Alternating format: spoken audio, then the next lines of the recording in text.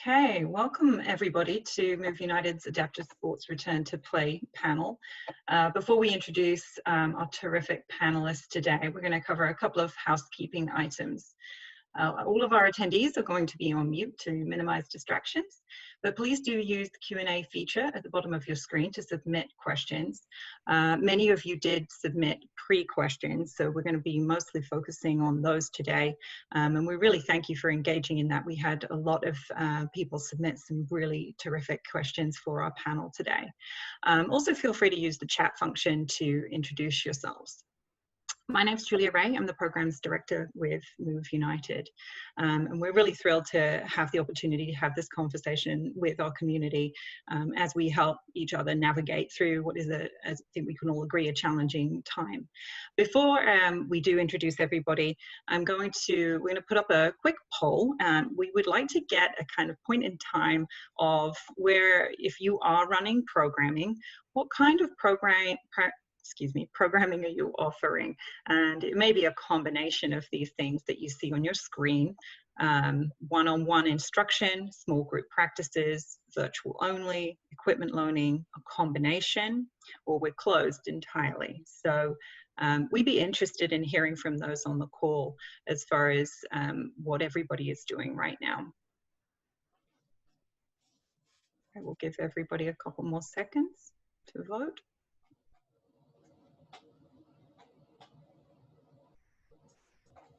All right, well, I think that gives our panelists and our audience kind of an idea to compare with each other how everybody is operating right now. Obviously, we're a national audience, so state by state, things, as we know, are very different. So now I'm going to turn it over to our panelists today to introduce themselves. We're really honored to have such a prestigious group from the medical community join us to talk about return to play as it relates to health and disability. We're really thankful to the panel for sharing their thoughts around difficult decisions about the things adaptive sports providers are facing. We would like the audience to bear in mind that this is the opportunity to hear the thoughts and opinions of these experienced professionals. This discussion certainly doesn't take the place of any official, local, or national health department guidance, but it is, as I said, a great opportunity to tap into these minds today.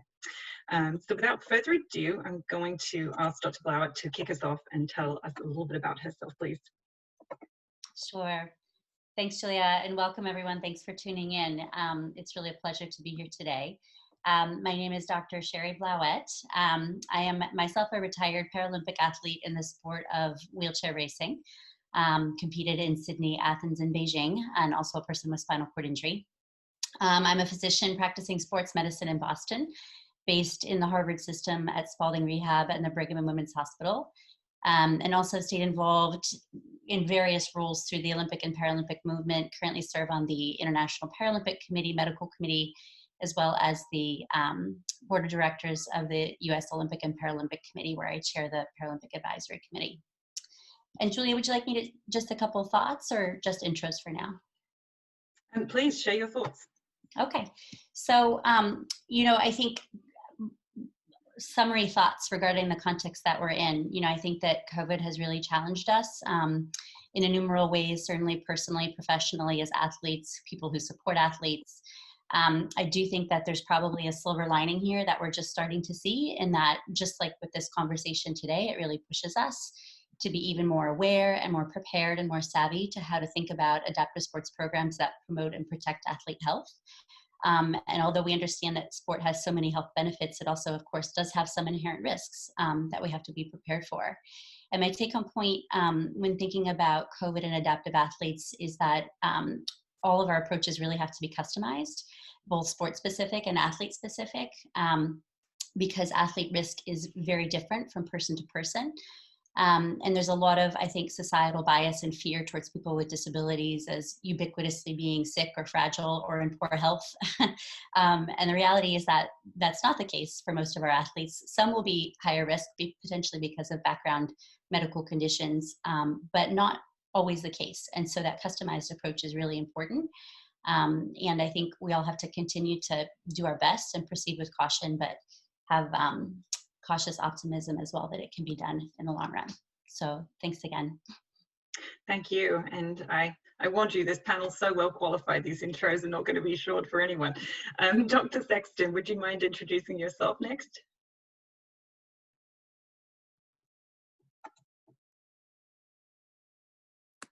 Yeah, thanks, Julia. There we go. I think that, so my name is Alonzo Sexton, and I'm an orthopedic surgeon with specialty training in sports medicine. I have worked with athletes at all various levels, professional, collegiate.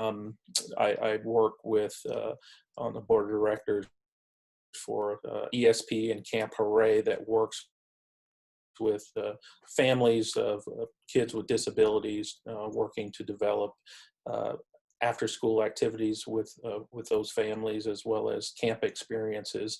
And one of the things that we have figuring out, I work currently with and as we're trying to figure out answers to these same questions, the thing that has become clear to me is that a lot of the answers that we typically depend on for science to answer are really not there right now. And so we're really in this strange place where we are both depending on scientific, expert opinion, really not true scientific facts influenced with policy and politics, if you will. I would echo what Dr. Bloet said in regards to a customized approach. I've sat on and listened to many panels like this, and what people really want, I don't think any of us can give you in regards to true and real answers about how to deal with your individual programs. And but I do think that having an appreciation, understanding your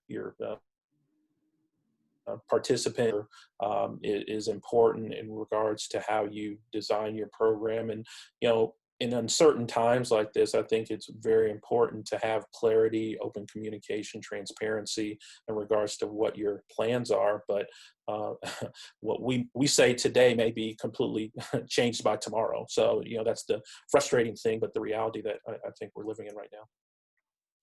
Yeah, and that's been the pattern so far. Unfortunately, very unpredictable times. Dr. Green Guerrero, would you mind introducing yourself next?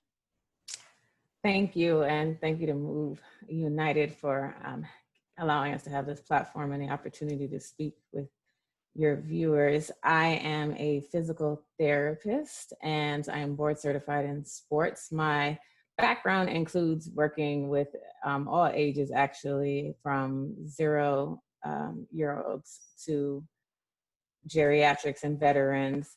I am a former sports director for the Special Olympics of the New York metro area, and have been a coach for track and field from the collegiate to the young ages for probably about 20 plus years now. And I am very glad that Dr. Blauett and Dr. Sexton have reminded us that the truth is the truth until you learn otherwise, and that there are a lot of misconceptions about people with disabilities. And so I'm pleased to have the opportunity to start this discussion and talk about how you take into consideration or these unique cases in an evolving circumstance where we're learning stuff every single day. So thank you. Thank you. Thank you. And last but not least, Dr. Lee, the PA, would you mind introducing yourself and sharing a few thoughts? Thank you. Thanks for the invite. My name is Ken Lee. I'm the Chief of Spinal Cord Injury Unit in Milwaukee, VA. I also play the role as a Chief Medical Officer for the Washington, D.C. The special events and sports program for them as well. My emphasis is used to be more of a shoulder preservation for our wheelchair athletes, but I'm refocusing for concussions in wheelchair athletes now. I do play wheelchair sport as a wheelchair lacrosse, and I qualify as a disabled athlete. So that's pretty cool. 2 years playing, I'm still trying to figure out how the sports chair work. So I'm not at the level of what Dr. Blauett is, but I'm getting there. So, but I think it's important that we go into our session. So hopefully we can participate and give some ideas and suggestions to all of you.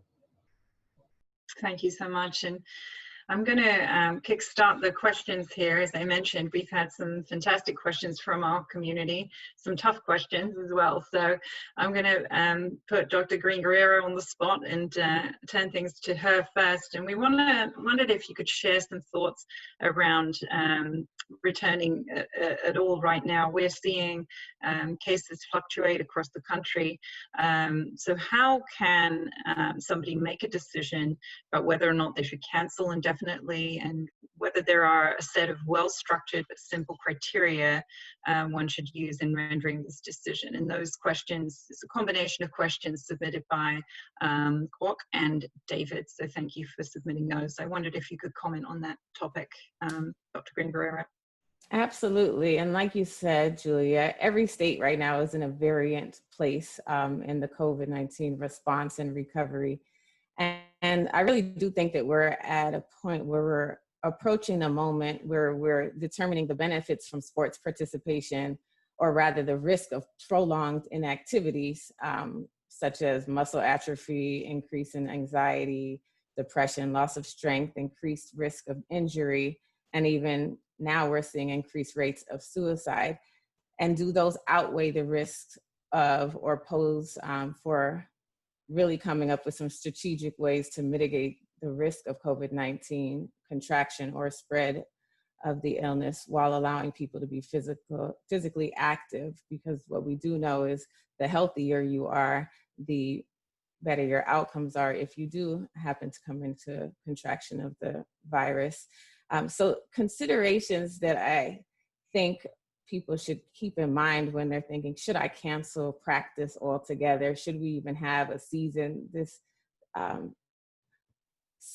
year? I think the goal is to start with your trusted resources. So your CDCs, your OSHAs, things that you are, places and entities and agencies that you can get trusted information from, and be honest with yourself and know that everyone is doing their best and trying to get the best information forward. The infection control is basically the key to deciding whether or not you can do safely participate. Do you have the staff, and do you have the resources, and are they able and sufficient to uphold the recommended guidelines set nationally, as well as at your local level on the state and county level, be it for them controlling for the rise in cases and or overflows in hospitals, and or they're still in the phases of trying to prevent the spread of the virus. So one should consider canceling or postponing if you are unable to uphold the safety guidelines that are recommended. Thank you. Thanks. Yeah, I don't know if any of the rest of the panel has a comment on that, but I want to also, I'm actually going to skip over Jerry's next question, because I think that Alonso's, Dr. Sexton's question relates to this sort of thing, that in terms of criteria,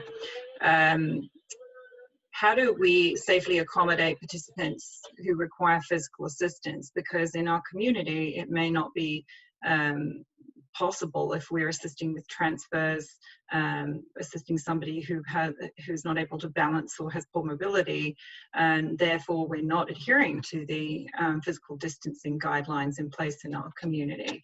So I don't know if Dr. Sexton or others wanted to comment on that component specific to adaptive sports.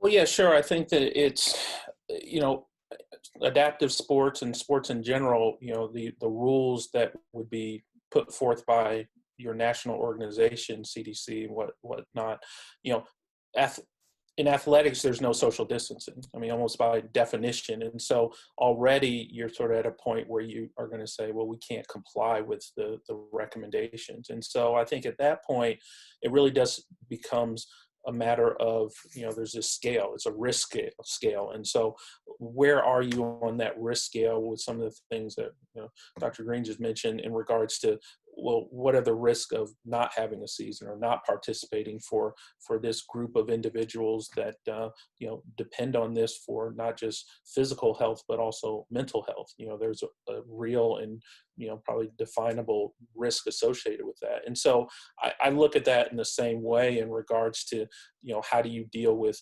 participants that can't socially distance, and we have to look at, well, what can we do to mitigate the risk as much as possible. And that's where, again, the resources and the plan comes into play in regards to and in my opinion, I think it really just comes down to testing, use of masks, and the ability to trace and track those individuals that get sick, because I think it's actually more than just so much, hey, can we start back? But it's really like, well, how are we going to deal with when we have an athlete that tests positive? And, that's really the question that, the practical question I think that, we all want to know is, well, how do we deal with someone who's sick? Does that mean that we have to shut down our entire program again? But I think that those three components are the thing that, from a realistic standpoint, I think those are mandatory to feel like, hey, it's safe to actually have assistants working with our adaptive athletes, or even in a scenario where it's not an adaptive sport. I think that you have to answer those same questions. And to the earlier point, I think that one of the things that I've seen that I think is helpful in making the initial determination about returning is engaging that population through surveys to see, well, what does what does this league want to do as a sort of a general, if you can get some sort of consensus, I think that's helpful, because it then engages people in the process of what that return looks like. Thank you. Any comments from the rest of the panel on anything we've touched on so far? I know it's all, to Dr. Sexton's point, it's all fine until it isn't, right? So we might think that we have these excellent protocols in place, and then a case happens in our community, and that his point about running through that scenario and how you are going to communicate and deal with it is so important. But if anybody has any other thoughts, please do share them. Sure. One thing I was thinking as Dr. Sexton was speaking is just to give the audience an example. So if you know that your athlete works with an assistant and it's not, for example, it's a land sport, the assistant, depending on how much of exertion and intensity it is to assist the person, could wear a barrier or a face covering, right? But these are case-by-case considerations. So there are ways to continue, even if the athlete themselves is not going to wear a mask or be distanced from you, if you can put in place some of those guidelines, like wearing a mask in the cases that you're able to, those are small things that you can do that are increments towards the safety. I could add from, I think from a programmatic standpoint, it's all about thinking about it from the standpoint of risk stratification. So like, what are the scenarios that might be high risk, and then who are the athletes that might be high risk? And I think that what I've started to observe, and will be interested to the experience of the people listening, the people running programs who are listening today as well. I've seen programs start to kind of dip their toe in cautiously with low risk athletes, low risk sports, right? So maybe a yoga class where you can, put people 6 feet apart, and with athletes who are a little bit less medically complex, and then kind of going from there until at some point maybe you're doing sports that involve assisting people with manual transfers who may be individuals who are quite medically complex. And I think that's a helpful paradigm for programs to consider, is starting with low complexity, low risk, and then, as long as the recommendations in their area allow for it, increasing the risk and complexity as they go, and start to gain some experience. For sure. And continuing, Dr. Lee, did you want to add to that before I move on? Yeah. Oops, sorry, I'm just going to and then cut off. But yeah, I think this is probably one of the most important topics, so I think we can keep going and then eventually probably end up answering the others too. I think listening to Dr. Sexton, he makes real good points. So it comes down to two main things that each program has to look at. What is the true risk, whether it's a group or individual risk? And then number two, how can you mitigate it that you feel comfortable enough to do it? And that portion of the mitigation involves your local jurisdiction, the rules they play. My biggest thing that I follow is obviously the hospital that I work at, Milwaukee VA. They have certain rules and there are certain guidelines that we have to follow. For instance, spinal cord injury and long-term care units are more restrictive than any other parts of the hospital. So, you know, if you have turned out a risk, say, I'd like to use my coach to do hand cycling for 2 SEI veterans or SEI athletes, but they need help in transfer and family's not available. Those are some of the typical questions, right? We're now getting within 3 feet, what do we do with them? Well, if I had an answer and if I say, hey, if this is the case and I did all my mitigation and I feel safe that I can take 2 of these riders on 2 different bikes and I have one coach who's gonna help transfer him or her into that chair, here's my mitigation factor for that coach. You will wear a mask, you will also wear a face shield, you'll wear gloves, and you'll do the transfer, all right? I mean, that's what the hospital does when we take care of SCI patients, so why not translate that to outside? Again, this is what I would recommend, but it all depends on your capability. Do you have the capability to purchase these face shields, gloves, and all that to do this? And do you have the capability to wipe it all down afterwards? So these are the mitigation factors that you should individually think about. How many people, how many bikers can you get out there? That was all up to the assessment that you do that Dr. Saxton had mentioned earlier. Mm-hmm. So it's going to be very individualized to your program. For sure.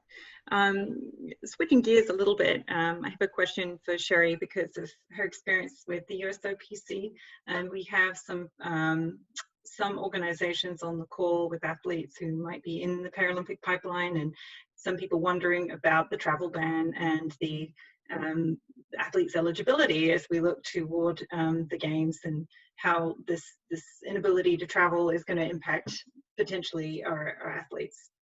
Yeah, I think it's a great question. And I know that it's something that is causing athletes a lot of stress. So, you know, I think first off, it's a very dynamic situation. I'd say, you know, even things like the travel bans change literally day to day. And so it's so hard to predict now what's going to be the case in 6 months down the road, or 9 months down the road, or 2 weeks out from what we hope is Tokyo 2021.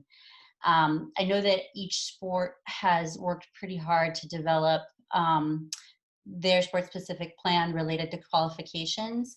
Most things are deferred till 2021 so that we can see how things play out. So, you know, each athlete has to work with their individual sport, and particularly the International Federation, and learn about what plan has been put in place for track and field, for example, for swimming, for example, for cycling. But I do know that it's actively being considered at both a domestic level and international level, and those plans are in the works and being approved sort of as we speak, most of it with focus on deferment of almost everything formal until 2021. Mm-hmm. The other thing I would say is that I think another thing that causes para-athletes a lot of stress is that opportunities for classification are usually tied to opportunities for qualification. And you know, it's frequently at these international events leading into the games, if an athlete's in the pipeline, where they are able to undergo their formal classification and then be given the designation that they need to then compete at the Paralympics. And similarly, I know there are some mitigation plans in the works there. Again, on a sport-specific basis, we on the IPC Medical Committee developed some guidelines around how you could consider doing the classification process safely, you know, with extra considerations around distancing and PPE and cleaning and sanitizing, etc. That guideline is available on the IPC website under the, if you go to the website, you'll see a big banner at the top about COVID-specific information, and it's there. And the other thing I know is being considered is that traditionally, over the past several games, the IPC has tried very hard to ensure that all athletes are qualified before they get to the games to try to avoid any last minute stress or last minute classification changes. And there may need to be an exception made for Tokyo. If it's just been too hectic in the lead up to the games, there may need to be on-site classification there as well. And that's certainly not been confirmed, but I know it's a active discussion point. So bottom line is I think everyone's trying their best. It's a very dynamic situation. The qualification criteria and adjustments to the qualification criteria are being proposed and approved on a sport-by-sport basis at the domestic level and international level. So I'd encourage athletes and coaches to go straight to their high performance director or straight to their international federation to learn more. Yeah, no, that's great advice. I'm glad it's being worked through, and certainly we are, all hopeful and crossing our fingers for the ability for the games to go off. I'm going to turn things over to Dr. Lee next and talk a little bit from a VA perspective. We had somebody from the VA community who's working at the VA ask about when the VA deems it appropriate for one-on-one rec therapy appointments again, how will this impact potential group programming, for those therapists who are participating in adaptive sports? He mentions that I can ensure the safety of a one-on-one appointment because it's in the VA because it's a controlled environment. However, when we pursue rock climbing, kayaking, golf, and other sports, what will that look like? So maybe would you mind commenting on that, Dr. Lee? Sure. We in the VA system are in a way lucky at this time because we have guidance from national, and then within the national, then it goes to the VISN level guidance, and then it goes to local VA guidance. So everyone has to follow the local guidance from local VA. One-on-one, like the person asked, is easy to do, but when it goes to a group and it's allowed for us to do that, the guidance will still be out there for us to follow. And the example that I gave about specifically about wearing the mask as well as face shield, that could be one of the guidance that may come out, that if you go outside, you need to follow the 6 feet rule. If you're within 3 feet, you will wear a shield. No more than 10 may come out as a thing, or it could be a no more than 3. It all depends on the events. And then if you are attending in a place that is a private sector, say the rock climbing, it's owned by XYZ company or gym, they have their own standard rules as well. It can't be lax than what the VA is setting for our rec therapists. If it is, we still need to adhere to the VA guideline. And those haven't come out because we haven't opened up. I would say the VA is opening up by individual VA. Just because Milwaukee is opening up 50% next week doesn't mean another VA is at 50%. Another VA may still be on a strict lockdown versus other VA may be at a 75% capacity. That means the rules and regulations are slightly different on how to interact. And so each VA needs to look at it. But any VA employees that have questions regarding this, they can also contact me directly too, and I'll give I'll listen to and then give my best advices to them. Thank you. Yeah, it's a roller coaster for sure with different VAs in different states. I'm going to turn back to Dr. Green Guerrero for this question and some of your experience in working with athletes with intellectual and developmental disabilities. Do you have any specific advice and guidance for athletes with IDD for us that you could share with our audience? Yes, I would go back to what some of the speakers have already said and remind people that your assessment and preparation are quite key with all of your athletes, including those with intellectual disabilities. So assessing the risks like they have in CDC from your lowest risk to your highest risk, and consider doing things that that allow you to maintain distance with the either minimal amount of instruction or minimal amount of assistance from another person so that you can actually keep distance. So for example, one of CDC's recommendations for the lowest risk is to perform skill building drills or conditioning at home or alone, versus what you might do if you're in a higher risk activity would be full competition between teams. So with intellectual considerations, my recommendation would be to focus on preparing your facility with actual, excuse me, physical preparations, whether those are barriers, visual markers, preparing your staff, having policies in place for the cleaning and disinfecting of equipment as well as the facility, and guidelines for both your athletes as well as their helpers ahead of time, so that going in, they know that they can prepare and have these conversations with the athletes on the way to practice or at home before you get there, because repetition is going to be helpful in getting the behavior outcomes that you may be looking for, or the guidance that you would like to see your athletes actually perform. If you need to be within 6 feet of your athlete, then again, you would go into those different risk categories where you're in a higher risk, and you want to consider what personal protective equipment you'll need in those circumstances and be prepared for that ahead of time, so that people can still receive the guidance, whether it be contact guidance versus a 6 feet away guidance. Yeah, you bring up some great points about preparation for the athlete and their families or caregivers to be prepared. And I think just as we've seen in some of our member organizations, spend some time practicing wearing other safety equipment to participate in a sport with athletes that might be sensitive, say, to wearing a helmet if they're skiing. Same thing could apply for a mask or any other PPE that's being required, that maybe some practice ahead could help. And I know Autism Speaks is another great resource for that, with some nice videos and things that they have. Yeah, and Julie, I was just going to sort of chime in. I think it's also, a big piece of this is, especially in the scenarios where there is no social distancing and you have these sort of requirements for close contact.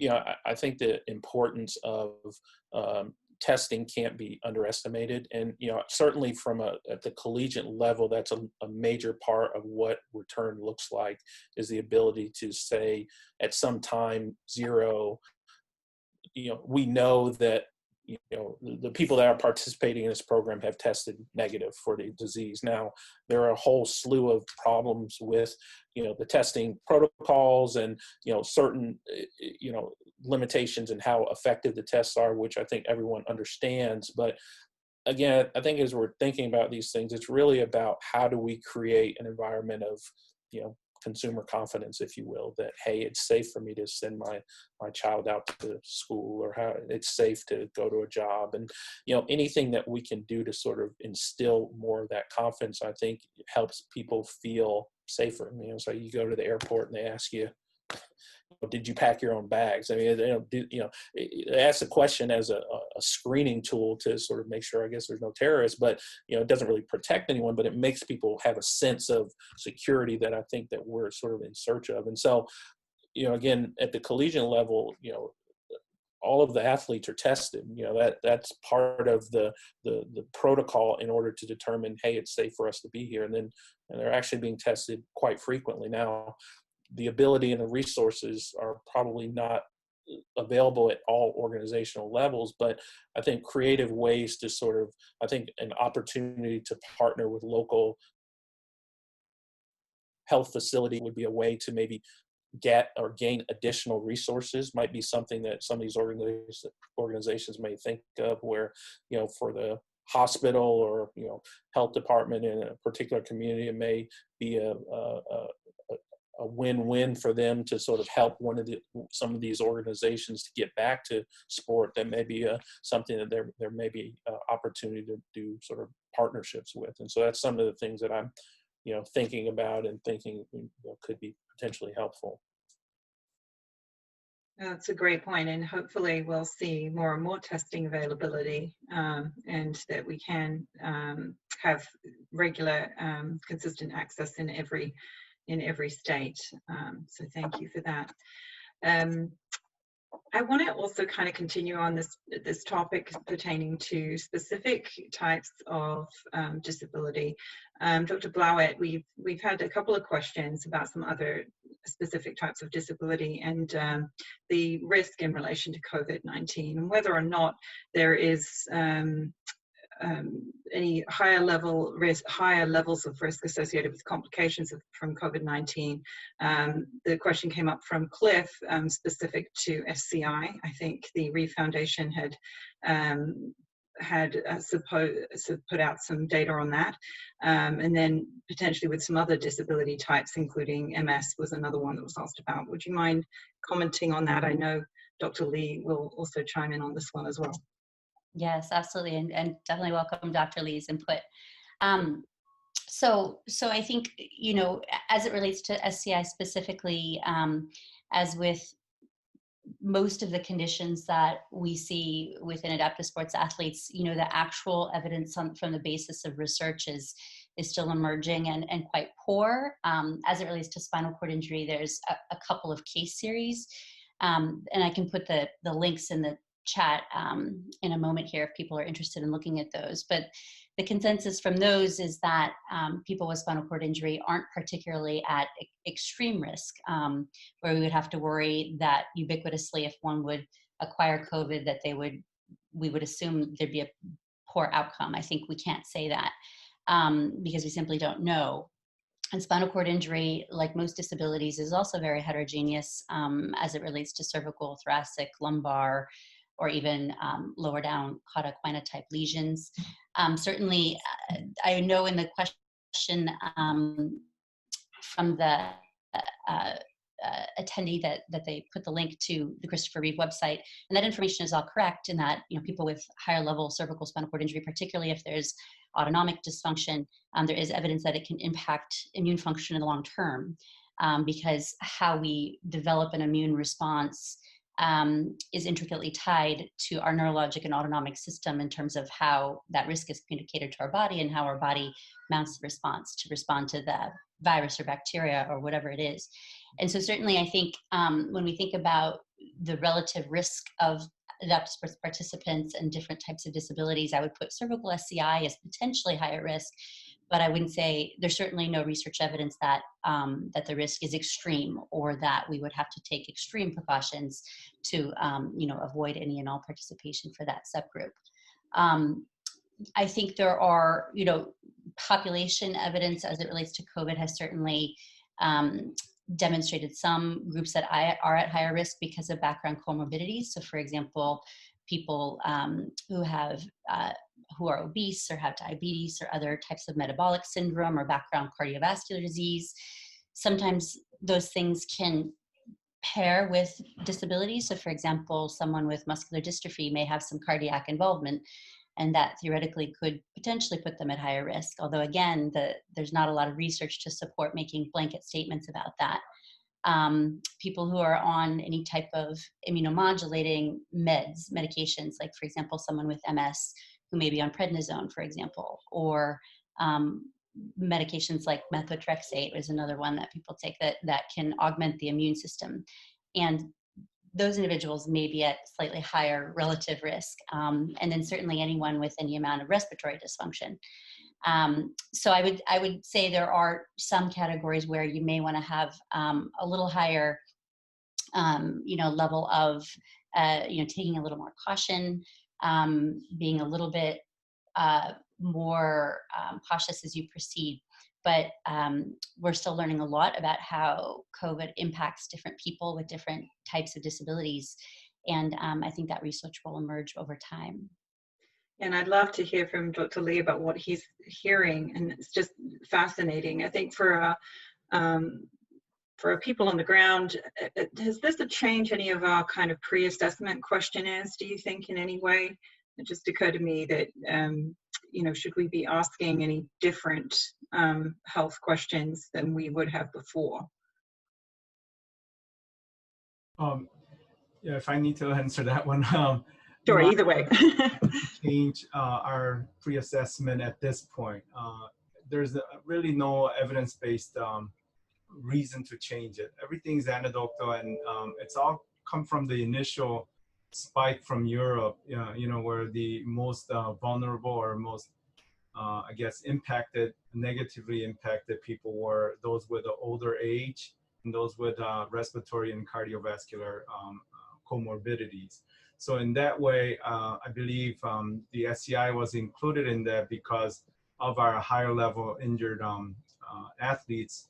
They have respiratory compromise because of their injury, the level of injury. So T6 above being more of the higher risk. So I think that's how this became a high risk category group, because of their respiratory compromise.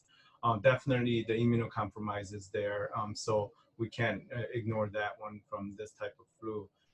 That's kind of the reason why during the flu season, why we push spinal cord injury population really hard to get their flu shots.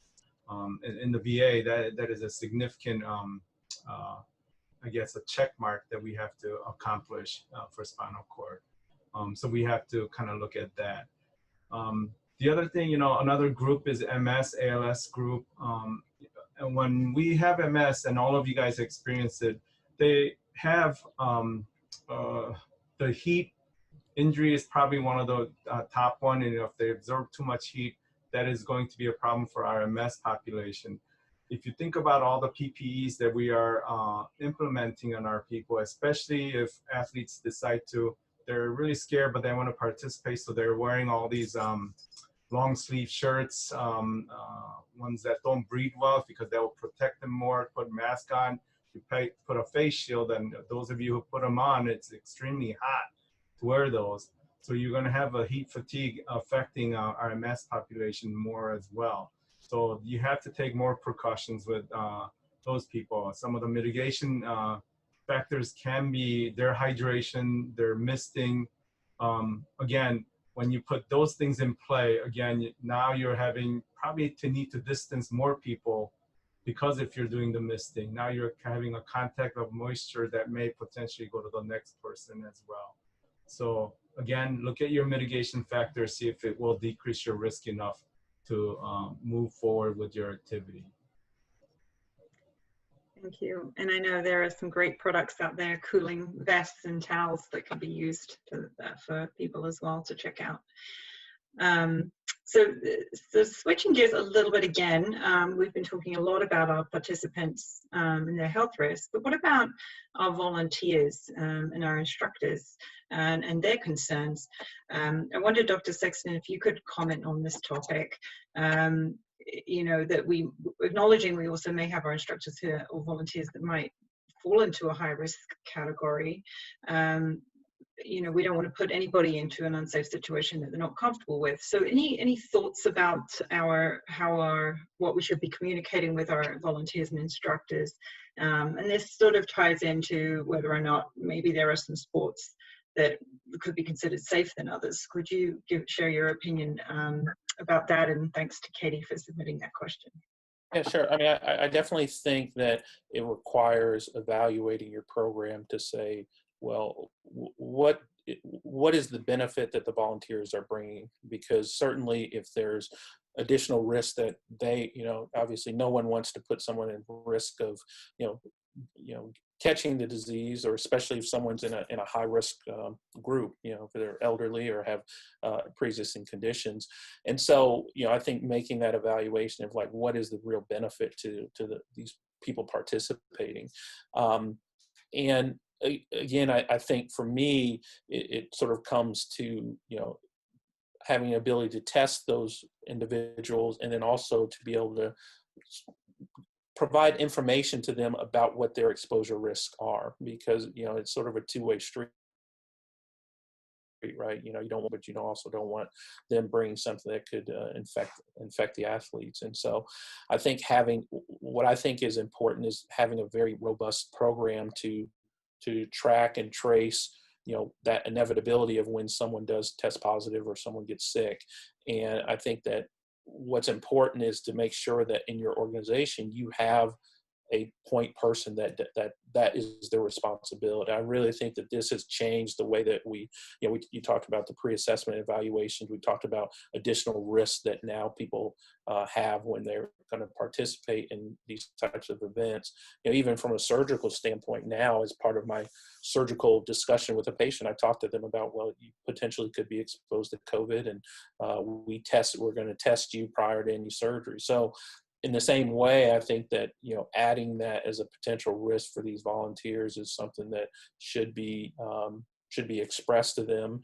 And, I think as volunteers, the other thing that is important is that, because there are some sort of privacy issues related to their status, I think as a condition of participation, I would even go as far to say that those participants should make their test results, their symptoms, that is them reporting that is sort of a responsible way for them to actually engage with the organization. And so those are some of the things that I think are conversations that you really do have to have with people that are going to be coming in contact with your athletes.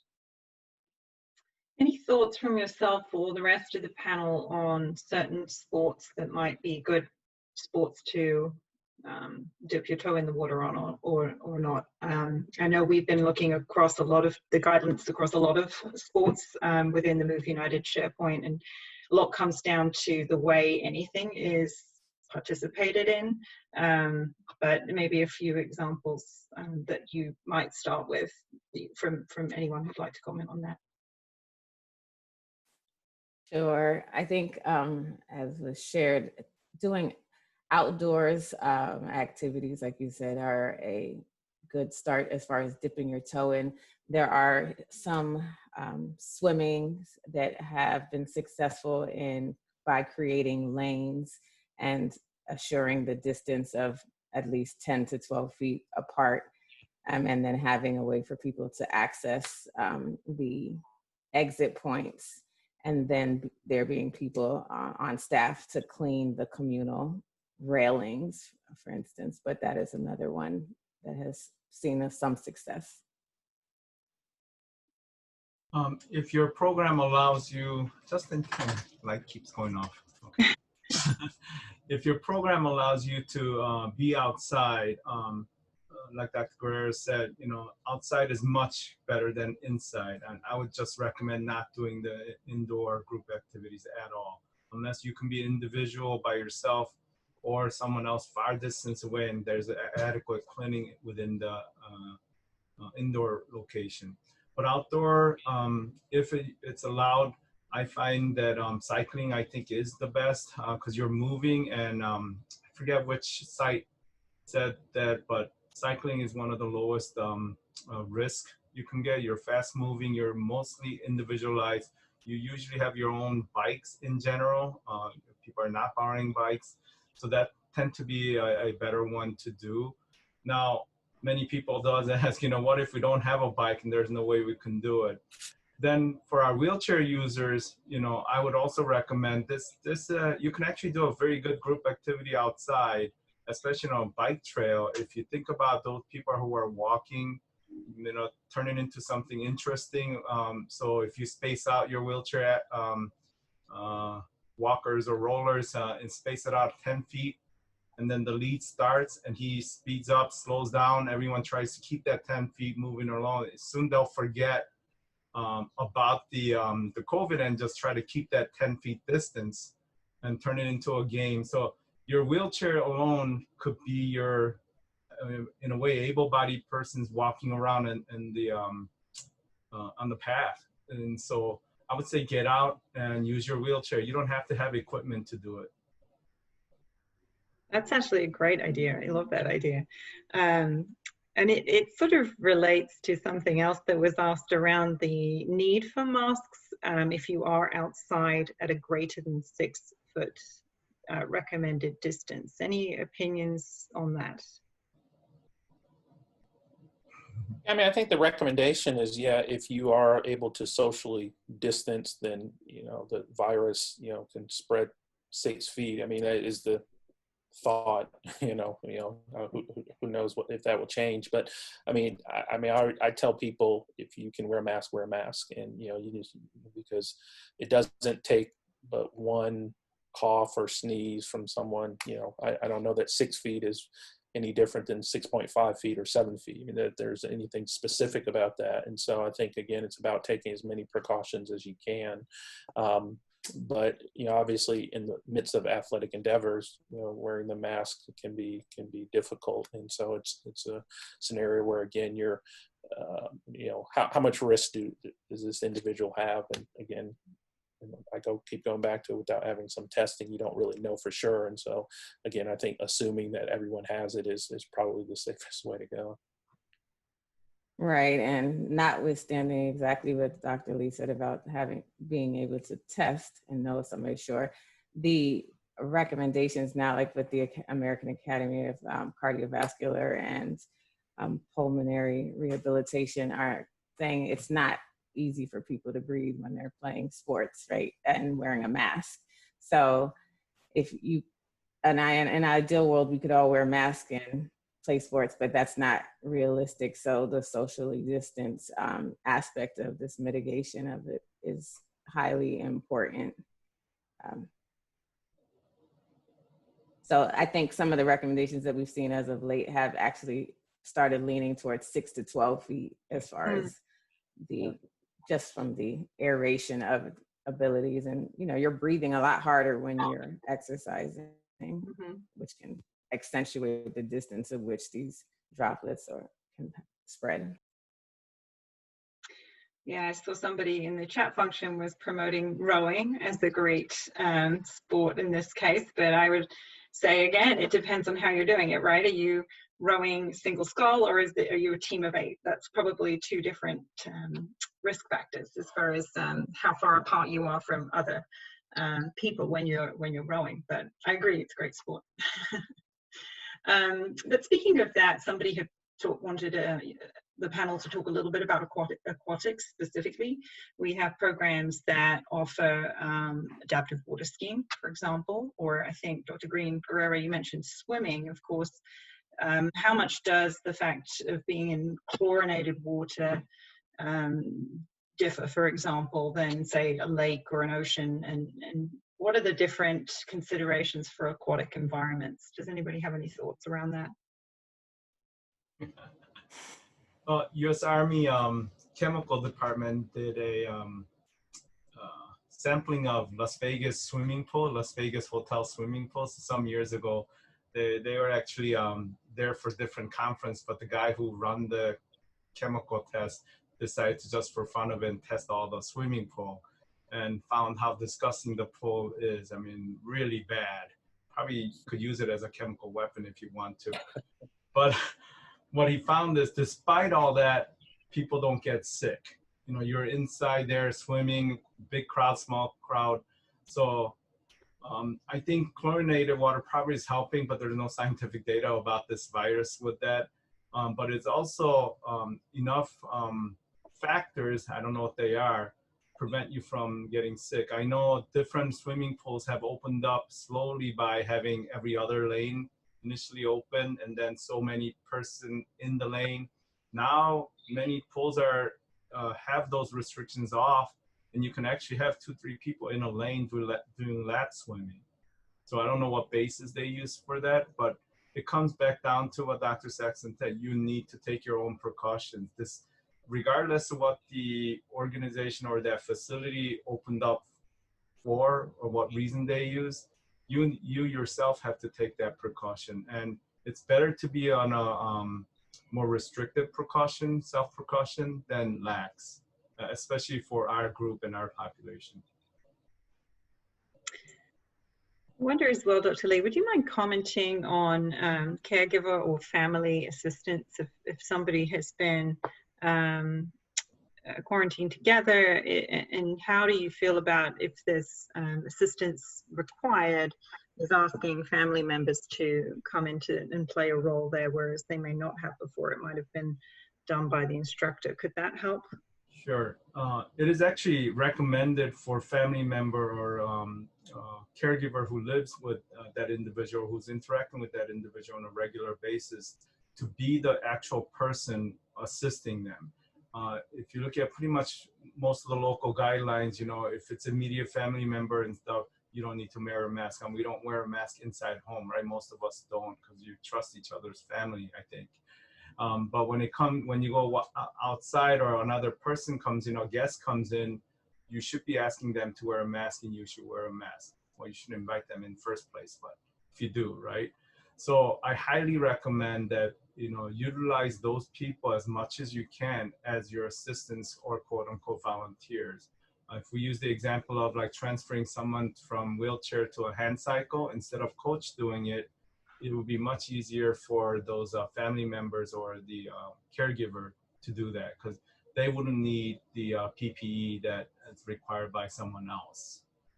So yes, utilize them as much as you can. That's great advice. We are coming up on time. I knew this hour would just absolutely fly by with all the topics that we have to talk about. I'm going to close out with one last question, because we have so many members that operate on with the ski resorts and in winter activity. And I know there's a lot being worked through for the resorts right now. Any thoughts about modifications or risks associated with skiing and snowboarding specifically? With a helmet on, for example, do you think you need a mask as well, or anything related to winter sports, if anybody has any experience with that? I think the important thing to remember here is, you know, not whether you have a helmet or you have a mask here. You're protecting two areas. You know, one is one way. It's your mouth that's taking out. That's where your mask is, so you can protect others. All right, whether you're an assistant or someone, or coach, or some ski handler, or whoever it is. So the mask is there to protect others. The second is about your eyes. That's how you're going, unless you don't, you know, if you got a mask on, you're good to go. But if you have eyes open, that's a sure way to have the virus come into you. That's why they say, don't, if you touch some surface and you're not sure, don't touch your eyes afterwards, right? You wash your hands before you do. And so in order to protect yourself, you cover your eyes. Now, if you're wearing a full helmet with a goggle, if you look at New York, you know, during that time when there was a peak, many of the doctors in ER and so they wore ski goggles because they knew that was going to protect them. So wearing ski goggles will help you right there, and definitely wear the mask. For me, again, be more restrictive than lax. So wear those two, and I think your skiing will be fine. Of course, you still have to follow through on all your other restrictions, like this social distancing.